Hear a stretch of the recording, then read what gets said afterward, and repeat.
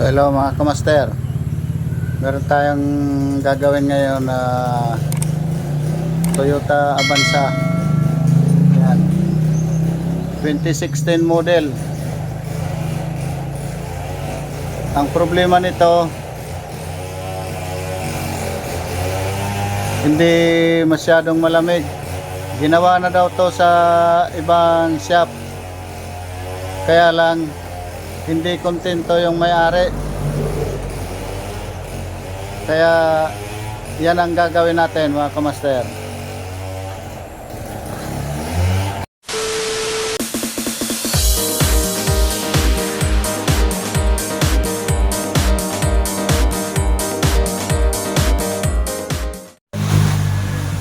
So yun mga kamaster, yan yan ang gagawin natin, yung Toyota Avanza.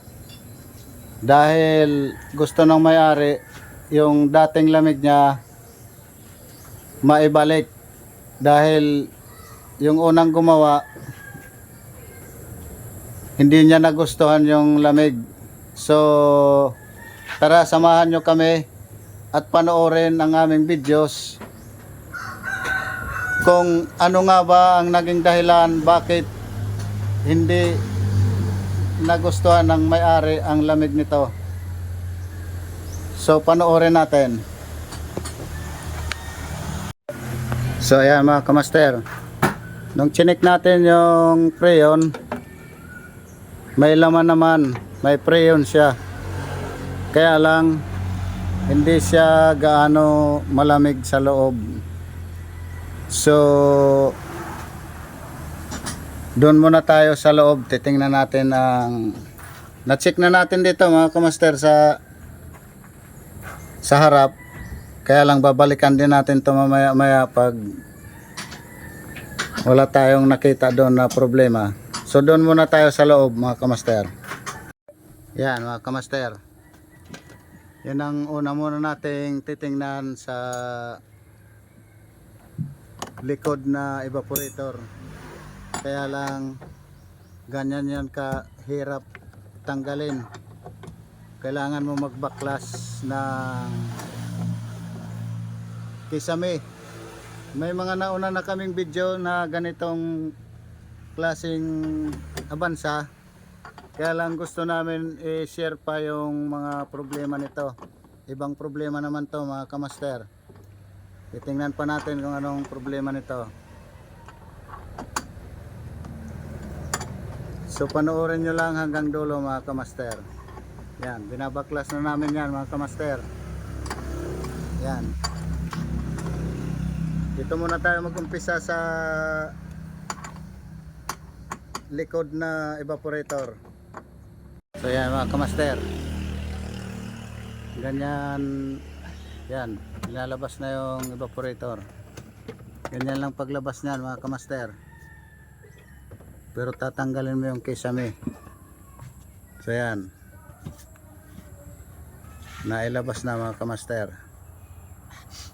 So yan mga kamaster, yan muna ang una natin ginawa. Tinanggal yung evaporator sa likod ng Avanza at nag-cleaning muna tayo sa evaporator. Cleaning muna natin mga kamaster. Yan ang una natin ginawa.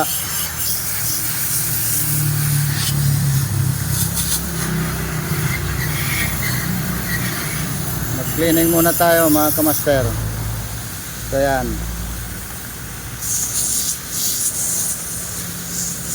nag-cleaning muna tayo mga kamaster sa likod. So yan mga kamaster, dahil na cleaning na namin dito at na check na natin,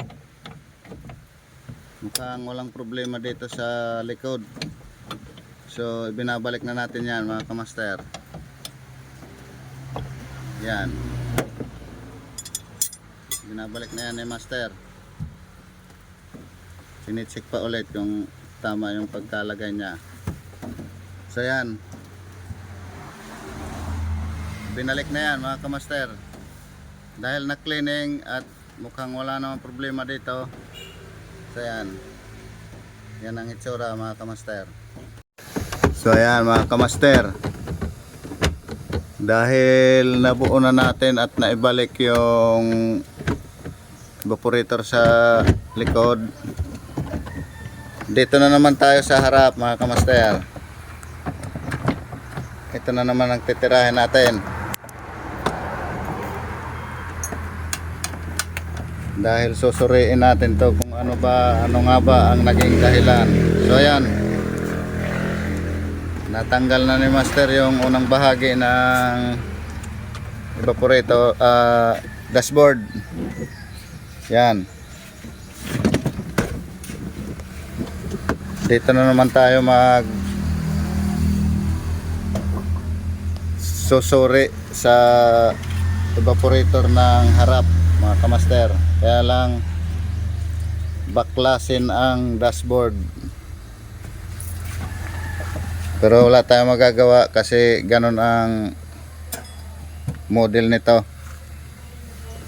Sige, si Otoy, yan, si Master Otoy ang bumibira niyan mga kamaster. So yan mga kamaster, lalabas na rin natin yung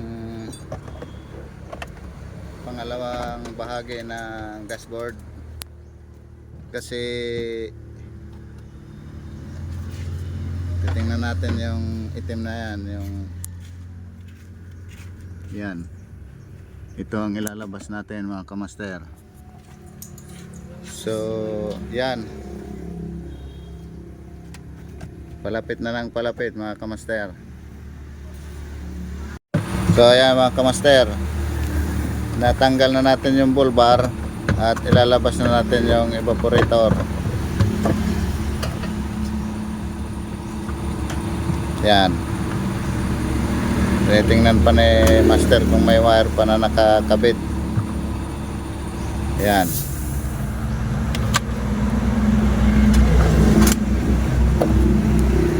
So yan. May mga nakasagabal pa mga kamaster. Yun, nailabas na yan. Yan yung evaporator niya mga kamaster. At dito galing yan mga kamaster. So ganun lang mga kamaster, ganun ang itsura niyan. Sometimes I wanna run. So yan mga kamaster, natanggal na natin yung evaporator ng harap ng Innova. So may napansin tayo, ibig sabihin nito nagpa-cleaning to ng ibang technician. Kaya hindi kontento yung may-ari dahil ang ibig sabihin nito no backlash ang ginawa nito. So ayan, yan yung ebidensya mga kamaster. Yan mangyayari sa no backlash. Dito lang yung nalinisan mga kamaster, ayan lang. Itong puti lang, dito lang banda. Dito hindi na cleaningan mga kamaster. Dito lang banda. So yan, hindi talaga mape-perfect yung cleaning mo dahil sinusundot mo lang ng hose yan sa loob. Mas maganda yung ganitong backlash. So ganito, yon ang naging problema niyan mga kamaster. Dito lang banda yung na-cleaning nila yan. Pag ganun lang. Dito, madumi pa rin mga kamaster. So yun ang naging dahilan. Kaya inulit natin yung pag-cleaning dahil di tayo sigurado sa ginawa ng unang technician na una dito. Dahil hindi satisfied yung may-ari sa lamig. So yan, ganyan ang mangyayari sa no backlash mga kamaster. Hindi lahat nakikleaning. Yun yung mga kaha niya. So yun mga kamaster, yun ang pagkakaiba ng no baklas at saka yung binabaklas. Ito lang yung nalinisan mga kamaster. Dito lang banda, ayan o, pumuputi. So yun lang. Dito hindi na cleaning. Kaya kulang pa rin ang lamig. At ililigtis pa rin natin yan mga kamaster para sure na tayo. Para isang baklasan. Kaya mga kamaster, kini-cleaning na ni master yung evaporator. Ganyan dapat ang pag-cleaning. Para malinis mo lahat agad ng mga dumi. Ganyan ang dapat na pag-cleaning para perfect tayo mga kamaster sa pag-cleaning. Kaya hindi maganda para sa akin yung no baklas. Ang tawag doon, katamaran mga kamaster. Dinadaya mo lang yung may-ari mga kamaster. Ang maganda talaga binabaklas para may lugar ka mag-cleaning ng maayos sa labas. So ayan, ganyan dapat mga kamaster. Ganyan yung gawa namin. Mas maganda pa rin yung yung binabaklas mga kamaster. Okay. Yan. Maki-cleaning talaga yan lahat mga kamaster. Pag ganyan. Pag no baklas, sundot-sundot lang yan mga kamaster. Ang tawag dyan, katamaran. Ayan. Pati yung kaha, maki-cleaning mo pa mga kamaster. So ganun dapat ang tamang proseso ng pag aircon cleaning mga kamaster. So yan. Ganyan. Kunting tiyaga lang yan mga kamaster. Hindi yung masyadong nagmamadali sa pagtrabaho kasi sa'yo rin babagsak yung kamalian mo pag masyado kang nagmamadali magtrabaho. So yan. Mga kamaster, binubuo na yan ni master para ibalik na doon sa pinanggalingan niya na pwesto. Yan. Malinis na. Malinis na yan mga kamaster.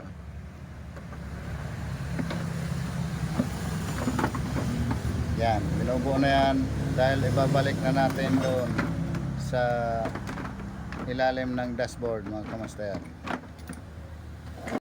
Yan mga kamaster. Dahil naikabit na natin yung evaporator, babalik na natin yung ball bar.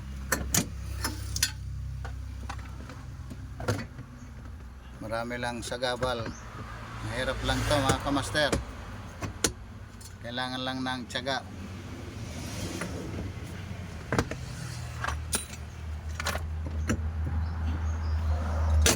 Yun! Nadali na ni master. So yan. Naikabit na yung bull bar. Malapit na tayo matapos mga kamaster. Bubuuhin na natin yung dashboard. Ganon lang yan kahirap mga kamaster. Pero kailangan lang ng tiyaga. Kaya mga kamaster, dahil natapos na natin doon yung mga nilalagay sa bull bar, kinabit na ni master yung unang pangalawang bahagi ng dashboard. So yan, ganyan na yung itsura mga kamaster. So yan mga kamaster, binubuo na ni master yan. Yung unang bahagi naman ang ilinagay mga kamaster. Yan mga kamaster, nabuo na natin sa loob at naligtis na ulit at na-vacuum na natin. Ayan ha, na-vacuum yan mga kamaster. So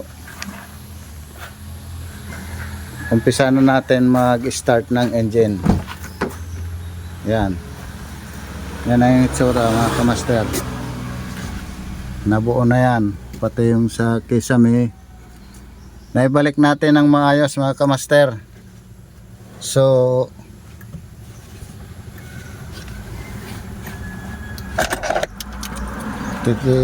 susubukan na natin ng start the engine.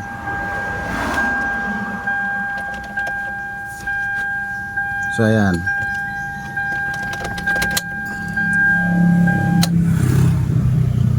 Ayan. Mag-start na tayo ng engine mga kamaster.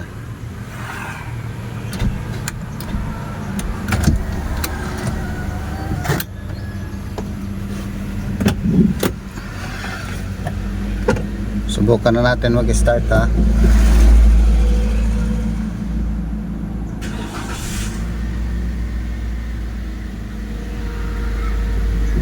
Ayan. Good start tayo mga kamaster. Ayan. Walang problema sa dashboard.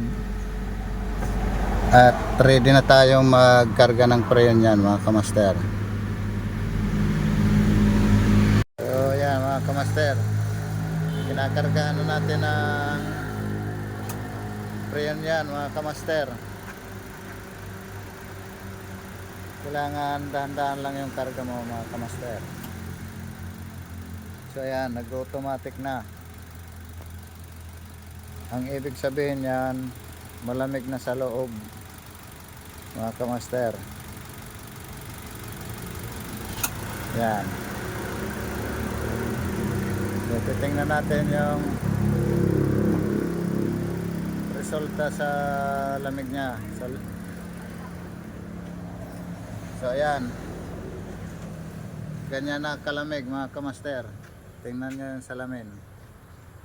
So ganyan na kalamig. Nung dinala to dito, hindi to ganito kalamig mga kamaster. Yan. Super lamig na. Yan. Super lamig na yan mga kamaster. Tingnan nyo yung salamin. So kung bago ka pa lang sa aming channel, huwag mong kalimutan mag-subscribe at pindutin ang aming notification bell para updated ka sa aming susunod na mga videos. So maraming salamat sa panonood. God bless po sa ating lahat.